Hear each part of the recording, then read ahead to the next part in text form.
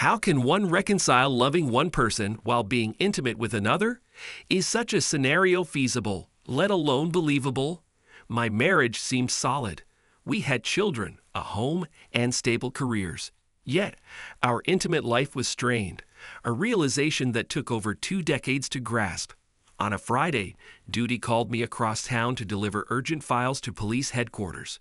Recent events had left me desk-bound, following a justified shooting involving my partner. Though I wasn't the one who fired the shot, both of us were relegated to desk duty pending an investigation by Internal Affairs. Boredom drove me to take a detour home. Helen's brisket from the previous night beckoned for a lunch sandwich. It was a minor diversion, one that wouldn't raise concern at the precinct.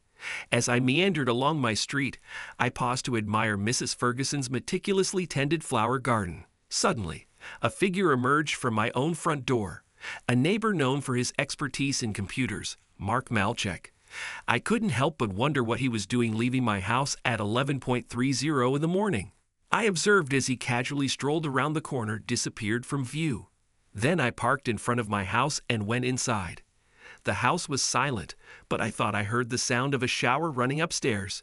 As I ascended the stairs and entered my bedroom, I received an unpleasant surprise. The bed was in ruins, pillows, sheets, and blankets were scattered on it, and there was a large wet spot in the center. There was clearly someone sweating heavily in the room, which left no doubt about what Mark Malchek was doing in my house. From the bathroom, the sound of the shower running reached me, accompanied by Helen's cheerful singing, a familiar sign of her contentment. Damn it. Anger surged within me, poised to drown out my profound disbelief. Was my wife engaging in an affair with some neighbor behind my back? Helen and I had been married for 24 years, and I believed our marriage was quite content. We first crossed paths when I was still attending the police academy. She was assisting with catering at my cousin's wedding, and she immediately caught my eye as the most adorable girl I had ever seen.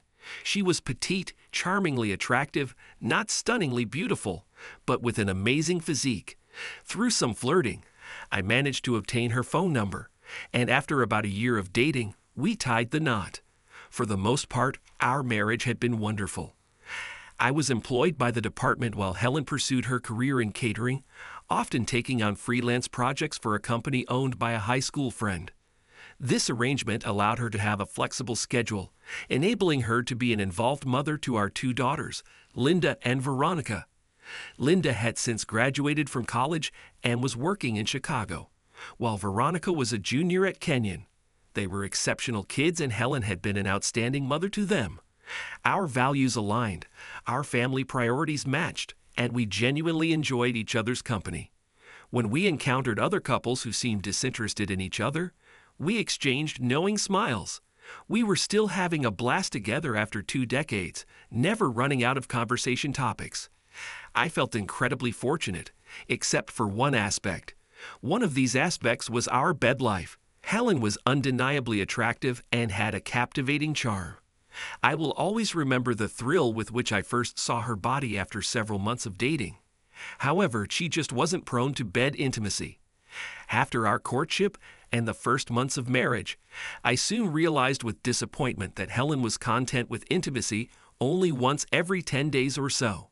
This was in stark contrast to the 3-4 times a week frequency with which we started our marriage, and I did not hesitate to express my displeasure. Over the years, we have faced this problem more often than any other. For a while, we even sought help from a family psychologist, especially when our daughters were young. After many years of disappointment and unhappiness, I finally realized that my wife truly loves me. Her lack of interest in bed intimacy with me was not personal. It was simply due to a low interest in it.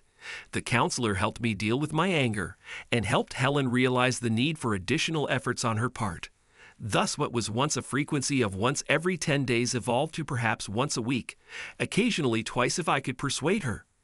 I held on to hope that as our daughters departed for college and we gained more free time, no longer shuttling them to various activities like voice lessons, tennis practice, dances, or friends' houses, our situation might improve. However, this hope was never fulfilled.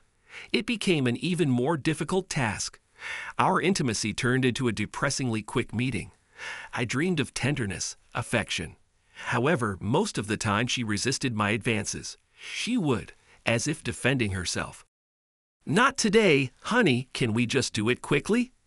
I didn't understand at all what was wrong. Don't women usually want more foreplay? Just imagine the disappointment when you can't properly enjoy your wife for 3 months. You may be tempted to judge her harshly by thinking, why stay with the person who doesn't meet your needs? But the truth is that Helen and I have a deep love and mutual appreciation. Despite her lack of bed enthusiasm, she shows her affection for me in countless ways every day. We imagine a future in which we will grow old together. It's just that bed life is not an important aspect of our relationship. And over time, thanks to my own efforts, I found ways to deal with it.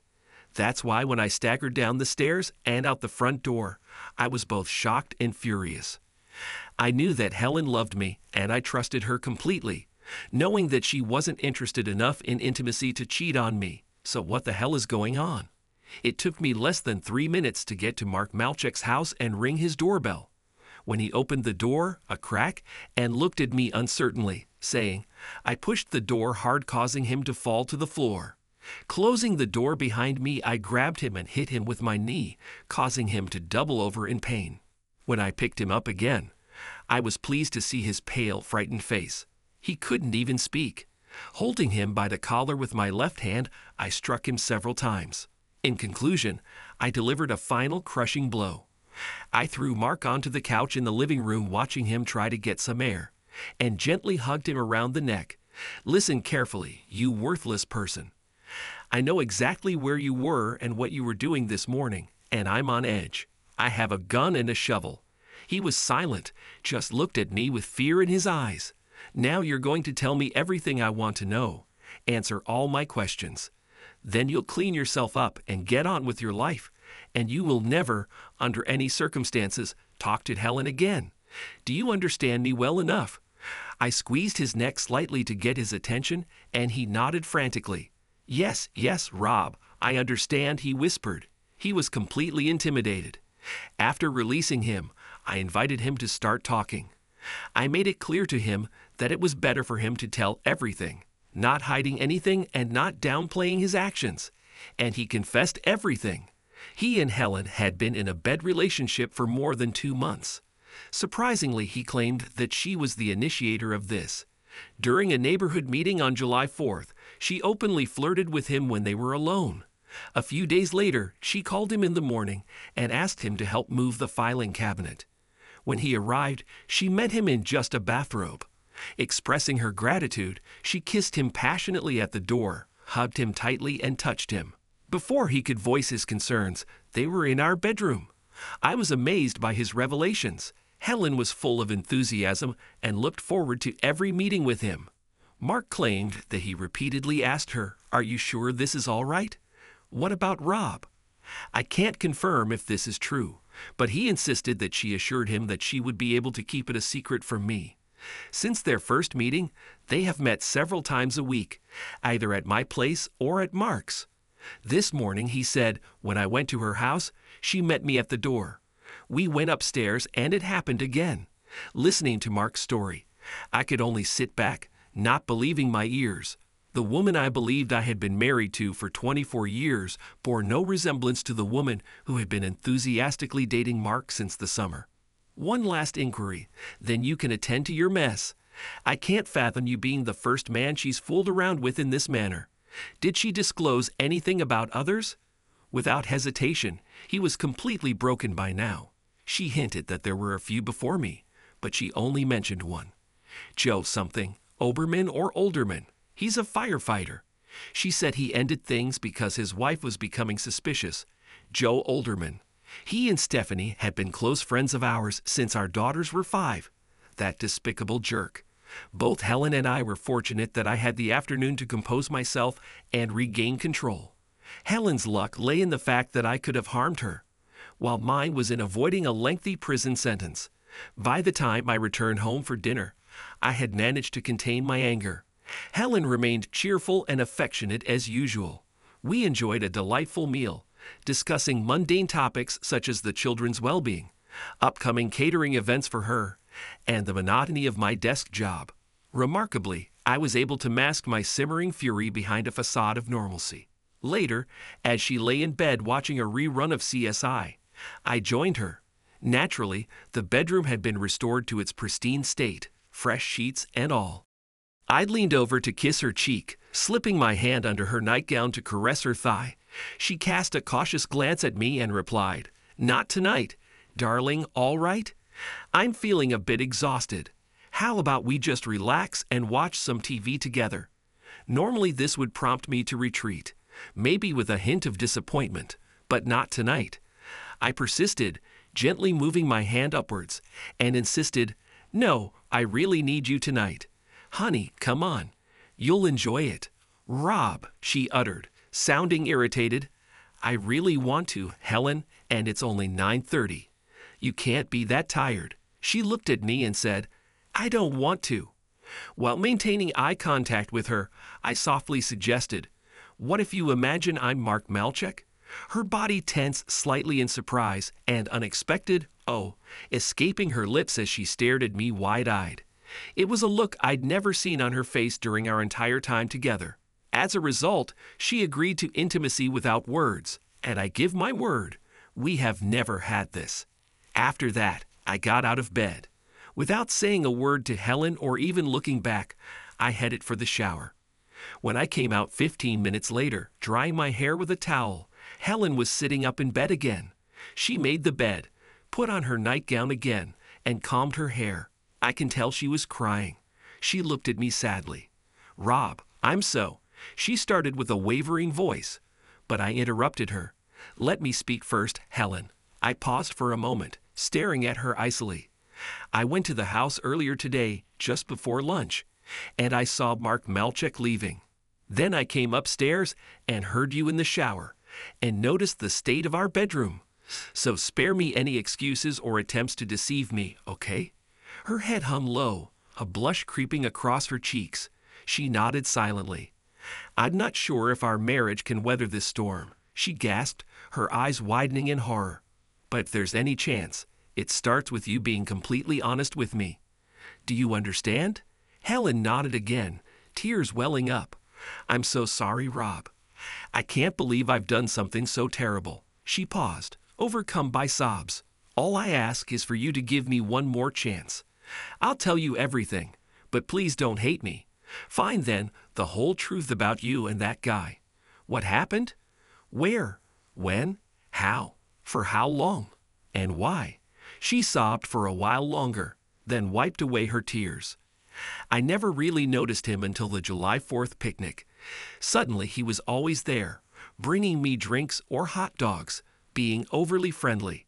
A few times when you weren't around, he would start flirting, stare at me, and even touch my back with a hint. But that was a few months ago, and I completely forgot about it until last week. He called and asked if he could come and help with the recipe he was preparing for his new girlfriend. So he came, and we worked on the recipe together. I explained something to him, and he was very grateful. We had a cup of coffee, and then I felt strange. Before I knew it, he carried me upstairs to the bedroom. You know." She paused, tears streaming down her face again. I felt disoriented.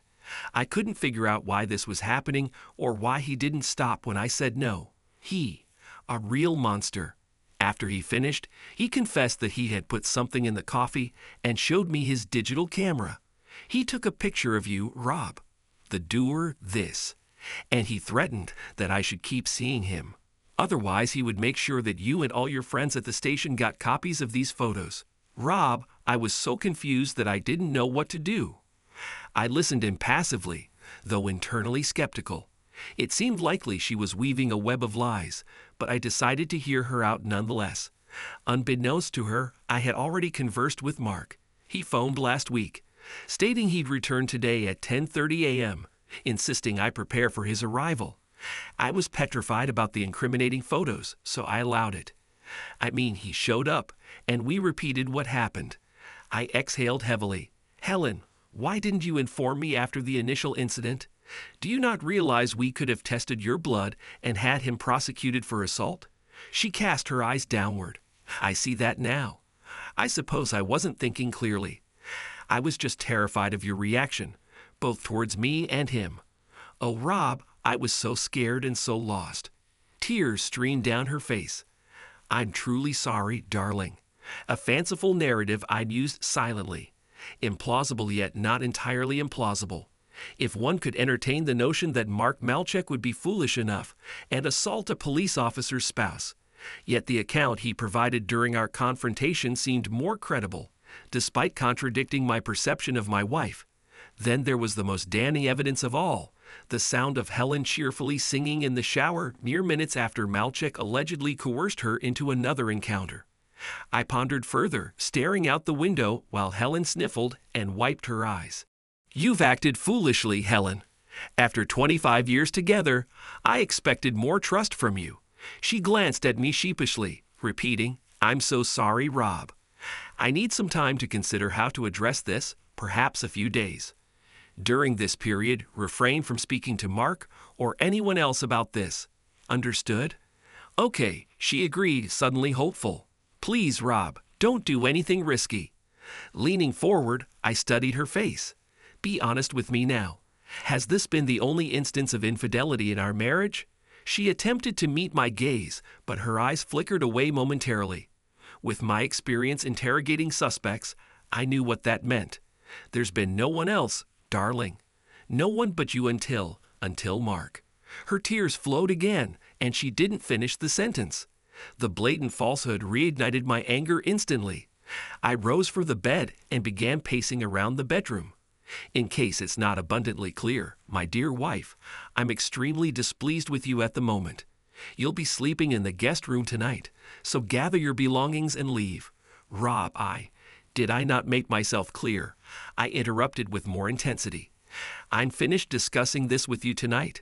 Now get out of here. But darling, I go. With a small gasp, she hastily grabbed her bathrobe and exited the bedroom. I settled back into bed to watch a football game for an hour before drifting off to sleep. I was surprised by how well I slept last night, even though Helen wasn't beside me as usual. I suppose releasing some tension a couple of times might have helped. As I descended the stairs, the aroma of brewing coffee filled the air. Entering the kitchen, I discovered that Helen had gone all out for breakfast. There were pancakes, sausages, scrambled eggs, and even freshly squeezed orange juice. Helen stood at the counter, pouring my coffee, her expression appearing wan and fearful. Good morning, sweetie. She greeted me timidly, handing me the cup. Hello, Helen, I responded neutrally. This breakfast looks wonderful. We ate together, engaging in light conversation, and I observed Helen gradually easing her tension. Once I was satisfied, I pushed my chair back from the table and stood up. There was only one way to uncover the truth, and I wasted no time in pursuing it. Informing Helen that I needed some alone time, I swiftly made my way to my basement workshop before driving directly to Joe Olderman's house. As I pulled up, I noticed him walking towards his front door with the mail. I invited him to accompany me for a while to inspect the new car that I was going to purchase, and we set off, heading towards Forbes Avenue. Where the car dealerships were, I turned onto a quiet side street and pulled into a secluded parking lot behind the football field. Joe stared absently out the window. Suddenly he turned to me, puzzled, and exclaimed, Rob, why are we here? What the hell is this? My service revolver was pointed 6 inches from his face. You despicable jerk. We've been friends for over 15 years, but that didn't stop you from betraying me with Helen, did it? His face paled, and he instinctively recoiled from me. Rob, who are you? I've never stopped it, you idiot. I talked to Helen, and she told me the whole story. I'm so close to pulling the trigger that you'll disappear without a trace. He gave in. It was written all over his face in an instant. Realizing Helen had already spilled the beans, he saw no point in denying it. Instead, he scrambled to cover himself. Rob, I swear it wasn't my fault. She kept coming on to me over and over. I kept telling her we were just friends. It wasn't right, but she wouldn't back off. I lowered the gun slightly, observing his deep breath and the sweat beading on his forehead. Fear filled his eyes. Tell me everything, slowly and carefully, and don't omit a single detail. If your story doesn't align perfectly with Helen's, I'll make your cheating look like an accident." He eagerly complied, desperate to avoid the consequences. His version mirrored Mark's. Helen had been the aggressor. With our families spending much time together, Helen had escalated their usual banter about a year ago. She began making physical advances, even when others weren't looking. Eventually, she propositioned him over the phone. Despite initially rejecting her advances, or so he claimed, her persistence wore him down until he gave in. "Rob," he began carefully, "since you wanted to hear the whole story, I'm going to tell it. Just put the gun down, okay?" I nodded, signaling him to continue. She was the most attractive woman I've ever dated. I've never had such intimacy as with her. "How long has this been going on?" I asked in a low and threatening tone. "About 8 months. We met once or twice a week. I was always afraid you'd find out about it." Then Stephanie began to suspect something, to act strangely, as if she somehow sensed that I was going astray. In the end, I convinced Helen that we should stop. It was last June.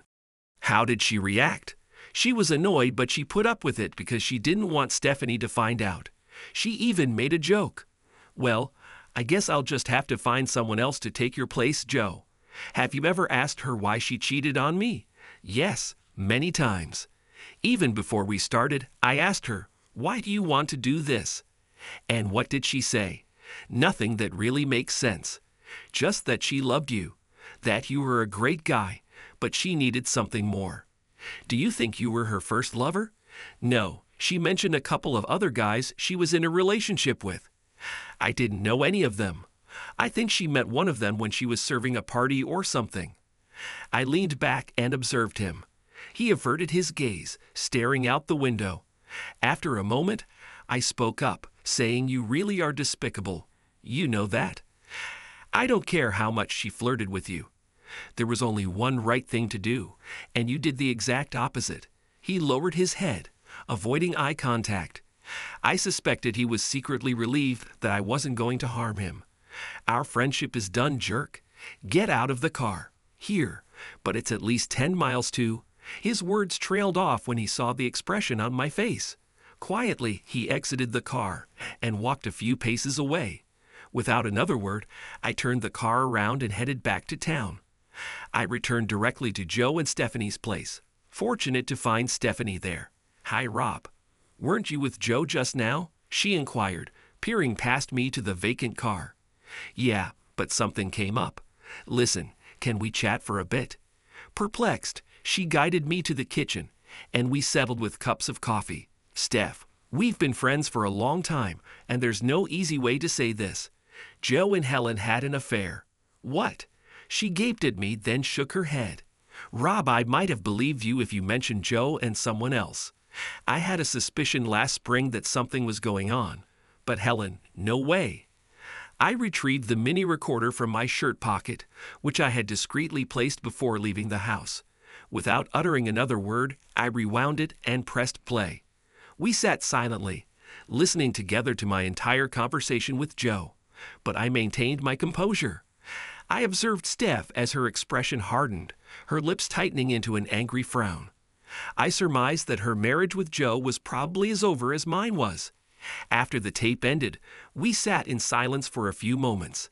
Then I inquired whether any of what we just heard made sense to her. "Not really, Rob. For years, the four of us have simply been friends, you know. We've always joked around a bit. There were a few instances I recall when you playfully pinched my butt or ogled my chest in a swimsuit, but it was all in good fun, and we all understood that. But this, like I mentioned, Joe's behavior was suspicious enough last spring that it's believable he was cheating on me. But Helen, she's the last person I would have ever suspected him of being involved with." She gave me a suspicious look suddenly. "Good grief, Rob. Some sort of revenge hookup or what? For heaven's sake, Steph, I thought you knew me better than that. We've been friends for a long time. You know I care about you. Do you honestly think I'm that much of a jerk?" She began to weep, expressing, "I'm sorry, Rob. I suppose I'm a bit of a wreck at the moment, not thinking straight. It's difficult right now to hold a favorable view of men if you catch my drift. Please, Steph, remember that both you and I are the ones who have been wronged. You're undoubtedly a beautiful woman, and you know I'm drawn to you. But that's not the point here. I needed you to understand what kind of person your husband really is. I'm going to kick Helen's cheating behind out of my house, and if there's any way I can support you in dealing with Joe, I'm more than willing to do it. I wanted you to know the truth and to know that I'm on your side. That's the sole reason I'm here, believe me. Still in tears, she approached and sat on my lap. Right there in the kitchen, she wrapped her arms around me, rested her head on my shoulder and cried. After a few minutes, we were both in tears. We probably stayed like that for half an hour. On the nearly 6-hour journey to Chicago, I had ample time to reflect. The depth of Helen's betrayal was unfathomable to me. It was evident that she had engaged in numerous affairs, some of which she instigated herself. These clandestine liaisons had persisted for weeks, if not months. What hurt me the most, surpassing all other betrayals, was the shameless affair with these other men. Being with me, she experienced inhibitions, unwillingness to explore the world, and even refused intimacy. And for years I silently endured this struggle. Nevertheless, she was discovered along with Mark, Joe, and undoubtedly other people. My mind wrestled with two resolutions. Firstly, my marriage was irretrievably shattered, and Helen would soon regret her actions. Secondly, I needed to confide in my daughters first. Upon reaching Linda via cell phone, she welcomed my unexpected visit with joy. Over a meal at a nearby diner, she updated me on her new job and the fluctuations of her relationship with Chad. Then she confronted me, sensing my underlying tension. "All right, Dad, spill it. I'm glad you're here, but there's clearly more to this visit than meets the eye. You've been on edge since you arrived, like you've had 4 cups of coffee too many this morning." I leaned in close and spoke softly. "Darling, I need to tell you something important before anyone else does. Your mother and I are separating. I've discovered that she's been unfaithful to me with multiple men for quite some time. The following hours were difficult. Linda struggled to believe me, and I had to convince her that I was certain about Helen's infidelity, while also shielding her from the most hurtful details. Back at Linda's place, after she finally accepted the truth, she cried inconsolably. I shared in her pain, realizing the shattered image of her parents' relationship was devastating for her. Tears flowed freely that day. I slept on Linda's couch, and before leaving the next morning, I made a request. Please don't confront your mom for a few days or until she reaches out to you. I need to speak with Veronica today and then begin the divorce process. After that, your relationship with her is up to you. Remember, your mom loves you dearly, and whatever she did to me, not to you, sweetheart." I arrived at Kenyon around 9 p.m. on Sunday, and my meeting with Veronica mirrored the one with Linda. It was painful, filled with tears and questions that couldn't be answered. I departed for home early Monday morning. Since I left the city, my mobile phone has been turned off. Now that I turned it on to tell the station chief that I had the day off, I found 11 messages from Helen. They ranged from tearful apologies to increasingly desperate pleas. After deleting them, I continued driving, thinking about how to get through the last chapter of our marriage. This situation has devastated me. The union I had put my whole heart into, which I had hoped to keep until the end of my days, has now broken up. It was in ruins. And for what? So that my wife can indulge in meetings, revealing a side of herself that she has never shared with me. I turned to a PBA lawyer I know for a divorce recommendation. When I arrived in the city, I immediately visited the office recommended by the lawyer. After an hour of discussion and the publication of Joe's record, I put the process into action. Since the girls were not at home, custody and alimony issues did not matter. My main concern was the house. If Helen disputes this, I decided to publicly shame her. Other than that, I wasn't much interested in it. At about 4 p.m., when I passed by the house, Helen's car was not there. Good, I thought.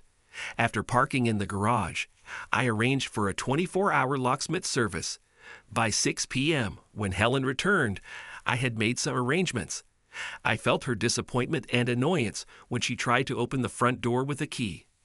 I quickly opened it and noticed how the irritation on her face was replaced by a mixture of tenderness and nervousness. Rob, thank God you're back. Where have you been for 2 days? I was so worried. Why didn't you call? She exclaimed. I waved away her questions. Come inside, Helen. Please take a seat in the living room, I said calmly. When she tried to hug me, I pulled away and headed into the living room.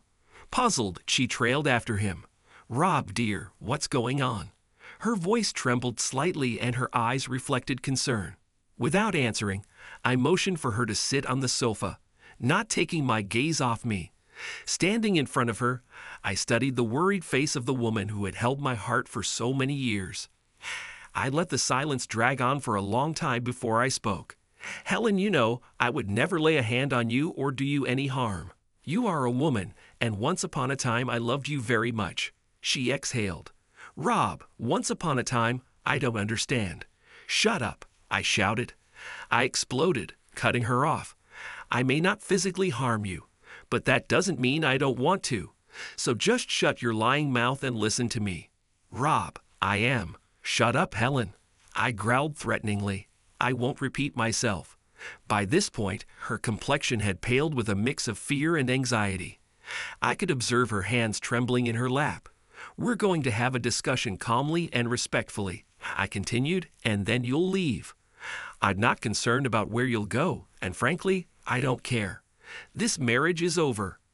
Our life together is finished. She gasped, about to say something, but a glance from me silenced her. You've been unfaithful to me with Mark, with Joe Olderman, and it seems with a couple of others as well. I don't know the extent, and frankly, I'm not interested.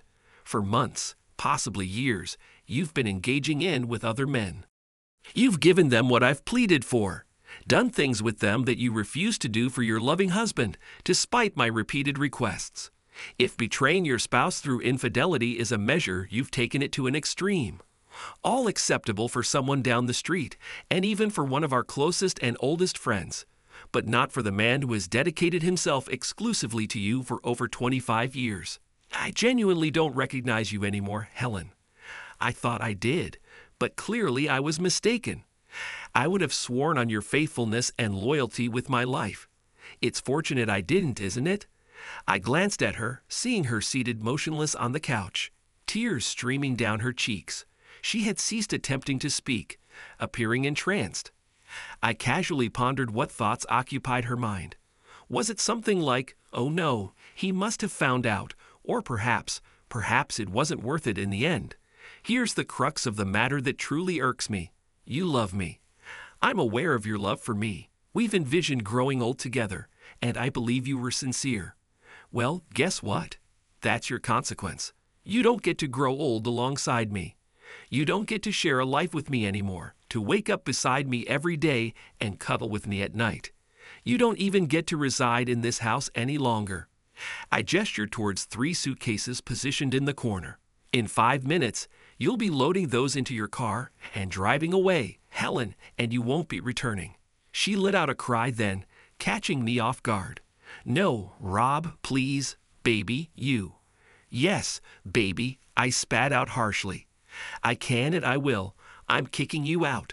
But first, a few minor details. I advanced towards her until I stood directly in front of her on the couch, looming over her. She recoiled in fear, watching me intently. I slid my wedding ring off and let it fall into her lap. As her eyes widened in astonishment, I seized her left hand and removed her wedding and engagement rings. I dropped the wedding band into her lap as well, but I pocketed the engagement ring. The engagement ring belonged to my grandmother, as you're aware. That's staying with me. As for the wedding rings we exchanged, you're free to do whatever you damn well please with them. Melt them down, toss them away, or stick them wherever you like. They once symbolized our love and commitment, but we both understand their value now, don't we? I strode over to the coffee table and grabbed a stunning glass vase, mostly transparent but gleaming with vibrant blue and green hues. Remember this, Helen?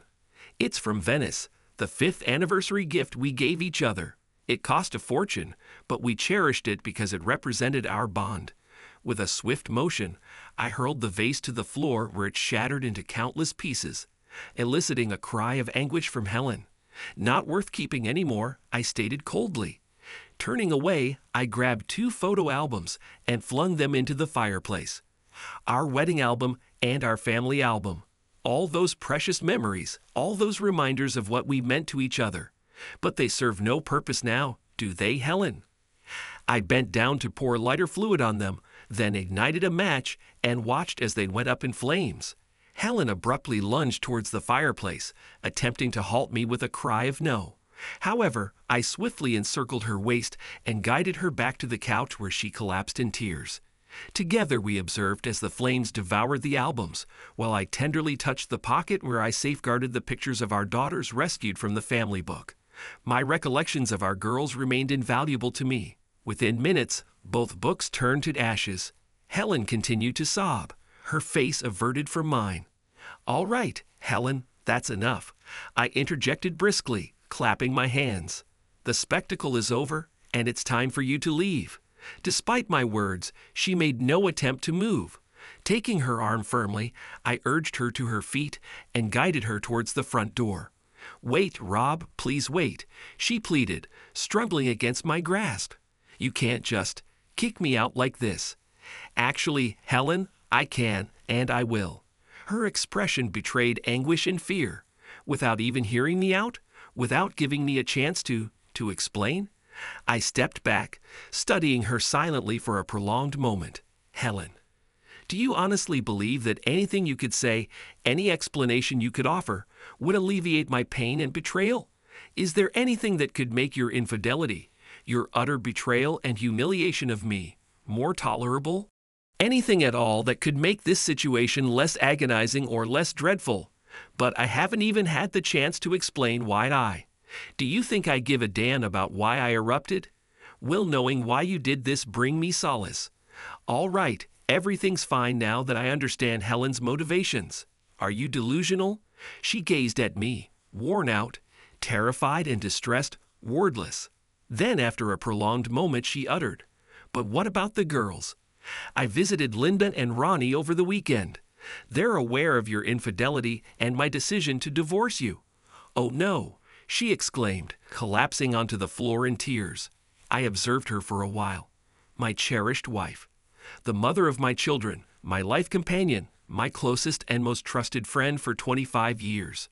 Then I left her there, sprawled on the floor in the hallway, as I loaded her luggage into the car trunk. Upon returning inside, she sat there, vacant-eyed, staring into space. Silently, I helped her to her feet and guided her outside to the car. The car key rested atop the car, and I positioned her by the driver's side door. I pondered on appropriate parting words, but none came to mind. Goodbye, Helen felt inadequate for the moment, and fuck you. You cheating cunt felt cliché, so I simply departed. I re-entered the house and locked the door behind me. Standing there in the hallway, I didn't move, didn't really think. I waited to hear the sound of Helen's car driving away. Thanks to everyone who took the time to listen to today's stories. If you enjoyed it, please consider liking and subscribing if you haven't already. Feel free to share your thoughts on the events in the comments below. Take care.